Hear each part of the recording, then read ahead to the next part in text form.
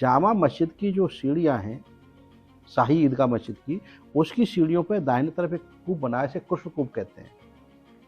वो अति प्राचीन है और महाराज बजराम जी के द्वारा उसका निर्माण कराया गया था। तो उस कूप को किसी भी तरह से वो लोग वहाँ पर जो हिंदू धर्मार्थी जाते हैं, सनातन धर्म के लोग जाते हैं, उन्हें वो पूजा नहीं करने देते।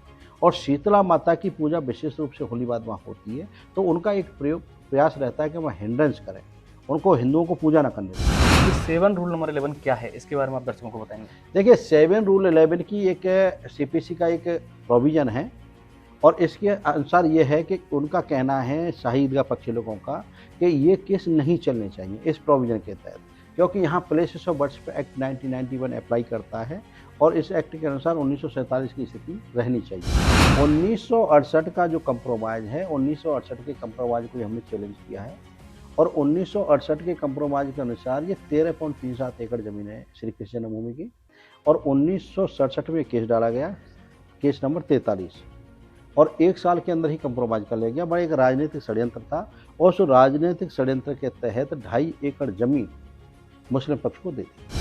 देखिए, ये 13.37 एकड़ का जो एरिया है, जिसमें 2.5 एकड़ में जो ये मस्जिद कहते हैं, हम उसको मस्जिद नहीं मानते, हम उसे भगवान का, श्री कृष्ण का गर्भगृह मानते हैं। वो असली गर्भगृह वही है, भगवान वहीं प्रकट हुए। ये करोड़ों करोड़ों हिंदुओं की आस्था का सवाल है। वो लोग आस्था के साथ खिलवाड़ कर रहे हैं। उन्हें सोचना चाहिए कि वो 2.5 एकड़ का जो असली मंदिर है, वो ही भगवान का असली गर्भ है। हमारा मानना है कि हमको वो मंदिर चाहिए, क्योंकि भगवान हर जगह प्रकट नहीं है, वो पर्टिकुलर एक स्थान है, वहाँ हमारी आस्था जुड़ी है, हिंदुओं की अस्मिता का प्रश्न है वो। तो हमने उसी को लेकर केस डाला था और वो असली गर्भगृह उनके कब्जे में है। हमारा मानना है कि आज उनकी दीवारों पर जाके आप देखेंगे कमल के फूल बने हैं, ओम बने हैं, चक्र बने हैं। तो ये मस्जिदों में कहाँ होते हैं? ये तो मंदिर में होते हैं। तो आते हैं अवध बिहारी और अब आएंगे कृष्ण मुरारी, तो बैठेंगे आकर के और करोड़ों हिंदुओं को दर्शन देंगे और भगवान का दिव्य और भव्य मंदिर का ऐसा अयोध्या में निर्माण हुआ है, आने वाले समय में मथुरा में निर्माण होगा और आने वाली पीढ़ियाँ अपने गोवर्धन गिरधारी का और हम सब आप भगवान के दर्शन करेंगे, लड्डू खिलाएंगे, सबको मिठाई बांटेंगे। नमस्कार, राधे राधे। आपने देखना शुरू कर दिया नवनिर्माण भारत और मैं आपके साथ गोपाल ठाकुर। आज मेरे साथ मौजूद हैं डॉक्टर महेंद्र प्रताप सिंह, मथुरा की जानी मानी हस्ती, इनको कौन नहीं जानता। श्री कृष्ण जन्मभूमि और शाही ईदगाह मामले में आज क्या हुआ है, कैसी सुनवाई हुई है, उसके बारे में सर हम जानकारी देंगे। बहुत बहुत स्वागत है सर आपका नवनिर्माण भारत में। नमस्कार, आपके दर्शकों को बहुत बहुत प्रणाम। आज श्री कृष्ण जन्मभूमि का जो मामला और शाही ईदगाह विवाद जो हाई कोर्ट इलाहाबाद में चल रहा है, आज उसमें सुनवाई हुई और जिसमें कि मुस्लिम पक्ष जान करके चाहता है कि इस मामले को लिंगर ऑन किया जाए। इसी रणनीति के तहत वो बार बार इसको लिंगर ऑन कर रहे हैं और आज उनके एडवोकेट्स ने इसमें बहस की। अब भी शाही ईदगाह पक्ष के लोगों का कहना है कि ये केस नहीं चलने चाहिए। उनका कहना है कि ये केस मेंटेनेबल नहीं है और 7 रूल 11 की एक एप्लीकेशन उन्होंने कोर्ट में लगाई है, तो उसी पर अब सुनवाई हो रही है और उनके एडवोकेट्स लगातार 3 डेटों से इस पर पक्ष रख रहे हैं और जान करके इस मामले को वो लंबा खींच रहे हैं। चाहते तो बहुत शॉर्ट में आर्गूमेंट कर सकते थे और ये मामला आगे बढ़ता, लेकिन वो चाहते हैं कि इसकी सुनवाई ना हो। तो आज इसमें सुनवाई हुई है, उनकी एडवोकेट्स ने पक्ष रखा है और मैं समझता हूं कि लगभग उन्होंने अपना पक्ष रख दिया है। अब उनको कहने के लिए कोशिश नहीं रहा है और माननीय न्यायालय के द्वारा अग्रिम तारीख इसमें 1 अप्रैल निर्धारित की गई है और 1 अप्रैल को 2 बजे इस पर श्री कृष्ण जन्मभूमि मामले पर सुनवाई होगी। दूसरा विषय था कृष्ण कूप को लेकर के कि जामा मस्जिद की जो सीढ़ियाँ हैं, शाही ईदगाह मस्जिद की, उसकी सीढ़ियों पर दाहिनी तरफ एक कूप बनाया, इसे कृष्ण कूप कहते हैं।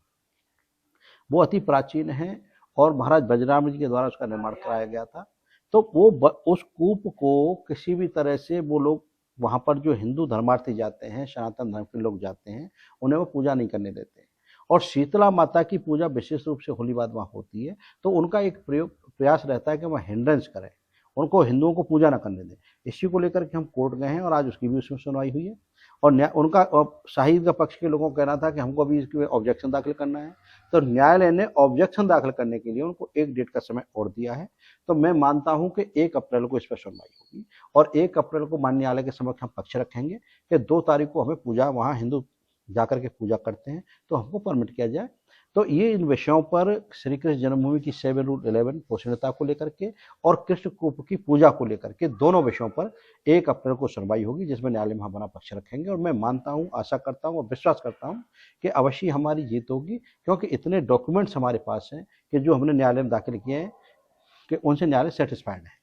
आज तक शाही ईदगाह पक्ष के लोग हों, एक सिंगल डॉक्यूमेंट किसी भी कोर्ट में दाखिल नहीं कर पाए। बार बार हिंड्रेंस पैदा करना, जब हाई कोर्ट में मामला था तो डिस्ट्रिक्ट कोर्ट की बात करते हैं, जब डिस्ट्रिक्ट कोर्ट में मामला था तो हाई कोर्ट की, और हाई कोर्ट के बाद सुप्रीम कोर्ट की। वो किसी तरह से इस मामले को लिंगर ऑन करना चाहते हैं, लटकाना चाहते हैं, ये उनकी रणनीति रही है। और माननीय न्यायालय के द्वारा पिछली डेटों में यहाँ सर्वे के आदेश भी कर दिए थे कोर्ट कमीशन के, लेकिन शाही ईदगाह पक्ष के लोग सुप्रीम कोर्ट चले गए, जहाँ से वो स्टे हो गया है।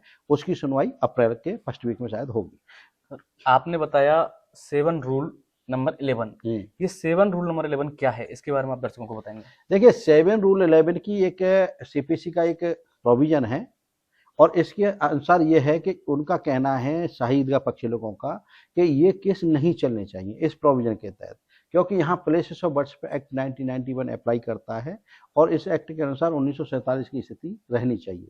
तो वो चाहते हैं शाही ईदगाह पक्ष के लोग कि ये केस नहीं चलने चाहिए, ये केस मेंटेबल नहीं है। तो 7 रूल 11 की जैसा एप्लीकेशन के बारे में आप पूछ रहे थे, उसमें यह है कि हिंदू पक्षकारों के केस नहीं चलने चाहिए, इनको यहीं खत्म कर देना चाहिए, और इनका हमारा हिंदू पक्ष का वहाँ कोई अधिकार नहीं बनता है। उनका कहना है कि उन मुस्लिम पक्ष का ही अधिकार बनता है, उनकी ही मस्जिद है। तो इसको लेकर के उन्होंने एप्लीकेशन लगाई है, जिसका हमने अपोज किया है, उसका हम जवाब दाखिल करेंगे।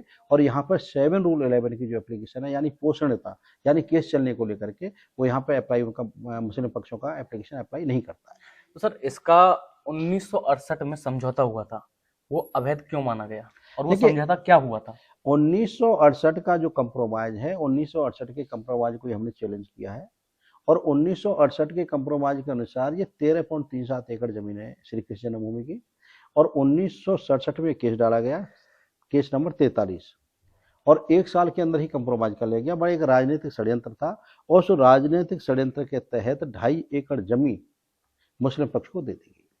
लेकिन सबसे महत्वपूर्ण बात यह है कि ये प्रॉपर्टी जो 13.37 एकड़ है, ये श्री कृष्ण जन्मभूमि ट्रस्ट के नाम है, और कंप्रोमाइज किया श्री कृष्ण जन्मभूमि सेवा संघ ने। तो आप बात को ऐसे समझिए कि एक ही प्रॉपर्टी को भी कैसे कंप्रोमाइज कर सकता है। तो हमने कहा कि भाई ये श्री कृष्ण जन्मभूमि ट्रस्ट की प्रॉपर्टी है, संघ को कोई अधिकार नहीं है कंप्रोमाइज करने का, लिहाजा इस कंप्रोमाइज को शून्य घोषित किया गया है। इसी को लेकर के हम 23 दिसंबर 2020 को कोर्ट में गए थे। कोर्ट में सबसे पहला केस हमारा स्वीकार हुआ, और कोर्ट ने माना कि वो गलत हुआ है कंप्रोमाइज, और वो केस न्यायालय में चल रहा है। ये तो चल रहा है, लेकिन सर आपने, ये केस भी चल रहा है, शाही ईदगाह के अंदर क्या है, उसका रहस्य लोग कोई बताते हैं, वहाँ कृष्ण भगवान का जहाँ जन्म हुआ था उसकी जेल है, क्या है उसके अंदर, उसके बारे में भी आप देखिए, ये 13.37 एकड़ का जो एरिया है, जिसमें 2.5 एकड़ में जो ये मस्जिद कहते हैं, हम उसको मस्जिद नहीं मानते, हम उसे भगवान का, श्री कृष्ण का गर्भगृह मानते हैं। वो असली गर्भगृह वही है, भगवान वहीं प्रकट हुए थे। ये करोड़ों करोड़ों हिंदू की आस्था का सवाल है, वो लोग आस्था के साथ खिलवाड़ कर रहे हैं। उन्हें सोचना चाहिए कि वो 2.5 एकड़ का जो असली मंदिर है, वो ही भगवान का असली गर्भगृह है। हमारा मानना है कि हमको वो मंदिर चाहिए, क्योंकि भगवान हर जगह प्रकट नहीं है, वो पर्टिकुलर एक स्थान है, वहाँ हमारी आस्था जुड़ी है, हिंदू की अस्मिता का प्रश्न है वो। तो हमने उसी को लेकर केस डाला था, और वो असली गर्भगृह उनके कब्जे में है। हमारा मानना है कि आज उनकी दीवारों पर जाके आप देखेंगे कमल के फूल बने हैं, ओम बने हैं, चक्र बने हैं। तो ये मस्जिदों में कहाँ होते हैं, ये तो मंदिर में होते हैं। तो इसमें सर जांचें हुई थी तो ऐसे पाए गए तत्व? देखिए, पहले 1892, 1893 और 1862, 63, 64 और 65 में हुई थी जांच। फिर 93, 94 में वही 1800 की बात कर रहा हूँ मैं। और एलेक्जेंडर कनिंघम ने जांच कराई थी। तो यहाँ पर उसने लिखा है, एलेक्जेंडर में आर्कोलॉजिकल सर्वे पढ़ने की किताब है, कि ये हिंदुओं का मंदिर है, इसमें इस तरह के हिंदू प्रतीक बने हैं, यहाँ मुस्लिमों का कोई लेना देना नहीं है। और ये बात मुस्लिम भी मानते हैं, उनका क्या लेना देना है। दुनिया जानती है भगवान किस पर कट हुए थे। ये जानती है कि 1617 में एक आक्रांता लुटेरा आया, लुटेरा ने मंदिर तोड़ के मस्जिद बना दी। ये सब दुनिया जानती है, वो भी जानते हैं इस बात को। तो अब वो समय आ गया है कि सत्य सबके सामने आना चाहिए। अब दुनिया सत्य को जानना चाहती है, दूध का दूध पानी का पानी सबके सामने होना चाहिए। अब कोर्ट में केस चल रहा है, आपको क्या लगता है कब तक ये समझौता हो जाएगा, कब तक ये मंदिर की जमीन मंदिर को मिल जाएगी?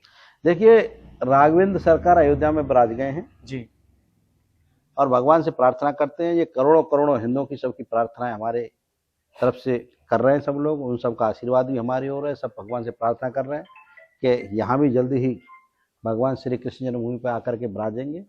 आ गए हैं अवध बिहारी और अब आएंगे कृष्ण मुरारी, तो बैठेंगे आकर के और करोड़ों हिंदुओं को दर्शन देंगे। और भगवान का दिव्य और भव्य मंदिर का ऐसा अयोध्या में निर्माण हुआ है, आने वाले समय में मथुरा में निर्माण होगा।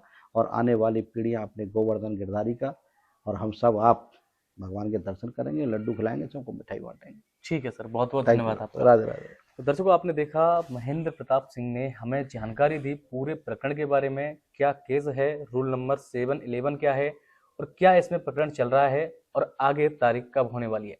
तो ऐसी अपडेट्स के लिए आप हमारे साथ बने रहिए। आप देख रहे हैं नव निर्माण भारत गोपाल ठाकुर के साथ।